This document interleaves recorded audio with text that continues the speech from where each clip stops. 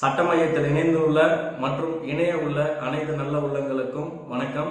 இன்னைக்கு நம்ம எதை பத்தி பார்க்க போறோம்னா, சிவில் வழக்குனா என்ன, கிரிமினல் வழக்குனா என்ன அப்படின்றத பத்தி பார்க்க போறோம். இது ரெண்டுத்துக்கும் உள்ள வித்தியாசம் என்ன, ஒரு சிவில் வழக்குல ஒரு வழக்கோட முடிவுல என்ன நடக்கும், ஒரு கிரிமினல் வழக்குல வழக்கோட முடிவுல என்ன நடக்கும் அப்படின்றத பத்தி பார்க்க போறோம். இதுல முதல்ல சிவில் வழக்குக்கு எந்த மாதிரியான சட்டங்கள் பொருந்தும், கிரிமினல் வழக்குக்கு எந்த மாதிரியான சட்டங்கள் பொருந்தும் அப்படின்றத பத்தி பார்க்க போறோம். முதல்ல சிவில் வழக்குனா என்னன்னு பார்ப்போம். சிவில் வழக்குன்றது என்னன்னா, நம்மளோட ஒரு உரிமையை கேட்டு நம்ம ஒரு நீதிமன்றம் போறோம்னா அதை நம்ம சிவில் வழக்குன்னு சொல்லுவோம். இதே ஒரு குற்றம் சம்பந்தமான ஒரு பிரச்சனைகள் நம்ம நீதிமன்றம் போறோம்னா அதை நம்ம கிரிமினல் வழக்குன்னு சொல்லுவோம். இப்போ ஒரு எடுத்துக்காட்டுக்கு சிம்பிளா சொல்றேன். எப்படின்னா, இப்போ ஒரு ரெண்டு பேருக்குள்ள ஒரு நில தகராறு இருக்குன்னு ஃபர்ஸ்ட் வச்சுக்குவோம். ஒரு அண்ணன் தம்பிக்குள்ள ஒரு பார்ட்டிஷன் சம்பந்தமா ஏதோ ஒரு பிரச்சனை இருக்கு.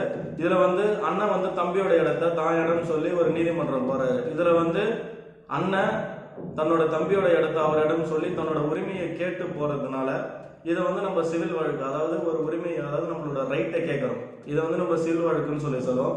இதே அந்த அண்ணன் தம்பிக்குள்ள ரெண்டு பேருக்குள்ள ஒரு பிரச்சனை வச்சுக்கோம். ரெண்டு பேரும் ஒரு கைகளை பாவது இல்ல அடிச்சுக்கிறாங்க, ஏதோ ஒரு பிரச்சனை நடக்குது அவங்களுக்குள்ள. அதை ஒரு காவல் நிலையம் போறாங்க. அடுத்தது இப்ப ரெண்டு பேருக்குள்ள ஒரு சண்டை ஆகுது, கைகளை பாய் அடிச்சுக்கிறாங்க. அடிச்சுக்கிட்டு காவல் நிலையம் போறப்போ காவல் நிலையத்துல ஒரு புகாரை வாங்கிக்கிட்டு அவங்க ஒரு வழக்கு பதிவு பண்றாங்க. வழக்கு பதிவு பண்ண அது நீதிமன்றம் போச்சுன்னா இதை நம்ம கிரிமினல் வழக்குன்னு சொல்லுவோம். ரெண்டுத்துக்கும் உள்ள வித்தியாசம் இதுதான். இதுல ஒரு முடிவுல என்ன நடக்கும், ஒரு சிவில் வழக்குல முடிவுல என்ன நடக்கும். இப்போ அண்ணன் தம்பியோட இடத்த தான் இடம் சொல்லி ஒரு வழக்கு போடுறாரு.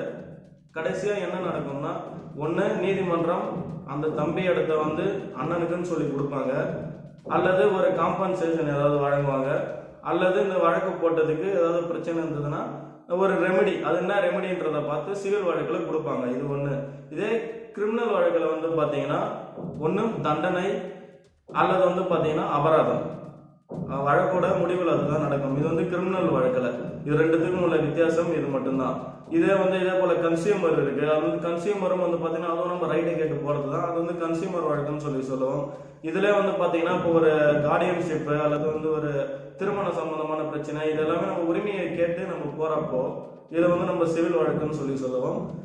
இதே ஒரு குற்றம் சம்பந்தமான பிரச்சனை, அல்லது ஒரு ரேப்பு அல்லது ஒரு அசால்ட்டு அல்லது ஒரு செக்ஷுவல் அசால்ட்டு அல்லது பாத்தீங்கன்னா ஒரு ராபரி அல்லது ஒரு தெஃப்ட், இந்த மாதிரியான விஷயங்கள்லாம் பாத்தீங்கன்னா கிரிமினல் சொல்லுவோம். இதுதான் கிரிமினல் வழக்கு.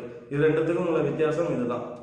இதே போல இப்ப சிவில் வழக்குல பாத்தீங்கன்னா, சிவில்ல ரெண்டு பேருக்கு உள்ள பிரச்சனையை ஒன்னும் அவங்க தீர்த்துக்குவாங்க, இல்லைன்னா நீதிமன்றம் போய் தீர்த்துக்கிறாங்க. கிரிமினல் வழக்கு அப்படின்னா ஒரு திருட்டு நடந்திருக்கலாம், அல்லது ஒரு ராபரி நடந்திருக்கலாம், அல்லது ஒரு அடிதடி நடந்திருக்கலாம், அல்லது ஒரு கொலை நடந்திருக்கலாம், அல்லது ஒரு ரேப் நடந்திருக்கலாம். இந்த மாதிரியான விஷயங்கள்லாம் நம்ம குற்றம் சொல்லுவோம். இது கிரிமினல் லால வந்துடும். அதற்கு பாத்தீங்கன்னா கண்டிப்பா வழக்கோட முடிவுல ஒன்னும் நிரபராதின்னு சொல்லுவாங்க, அல்லது ஒன்னும் அபராதம் விதிப்பாங்க, அல்லது தண்டனை அபராதம். இது எல்லாமே கிரிமினல் வழக்குல தருவாங்க. இதுதான் அதுக்குள்ள வித்தியாசம். கிரிமினல் லா பாத்தீங்கன்னா குற்றவியல் நடைமுறை சட்டம்னு சொல்லிட்டு தனியா இருக்குது. அதே போல சிவில் லாக்கு பாத்தீங்கன்னா உரிமையியல் நடைமுறை சட்டம் சொல்லி தனியா இருக்கு.